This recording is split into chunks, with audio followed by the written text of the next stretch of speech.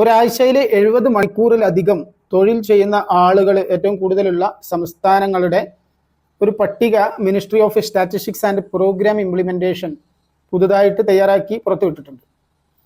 ആ ലിസ്റ്റിൽ ഏറ്റവും മുകളിൽ വരുന്നത് ഗുജറാത്താണ്, രണ്ടാമത് പഞ്ചാബ്, മൂന്നാമത് മഹാരാഷ്ട്ര, നാലാമത് വെസ്റ്റ് ബംഗാൾ, അഞ്ചാമത് കേരളം.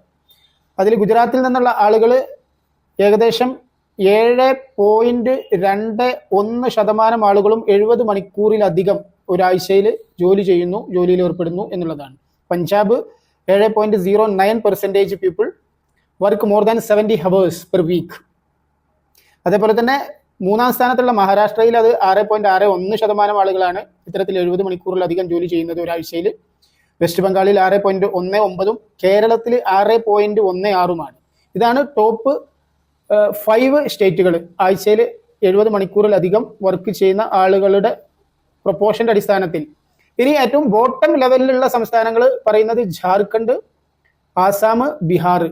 അതിനകത്ത് ജാർഖണ്ഡ് 2.1% ആളുകൾ മാത്രമേ 70 മണിക്കൂറിലധികം ഒരാഴ്ചയിൽ ജോലി ചെയ്യുന്നുള്ളൂ എങ്കിൽ അത് ആസാമിൽ 1.6%, ബീഹാറിൽ 1.1% മാത്രമാണ്. പോളിസി മേക്കേഴ്സ് പറയുന്നത് ഇതിന് വളരെയധികം പ്രാധാന്യമുണ്ട്.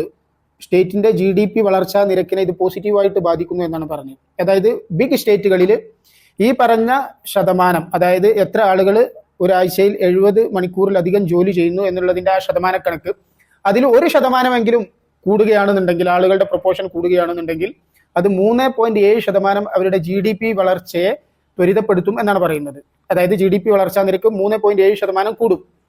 അതേപോലെ തന്നെ ചെറിയ സ്റ്റേറ്റുകളിൽ ഇത് ഈ പ്രൊപ്പോർഷന് 1% കൂടുകയാണെന്നുണ്ടെങ്കിൽ അത് 1.8% GDP വളർച്ച കൂടും.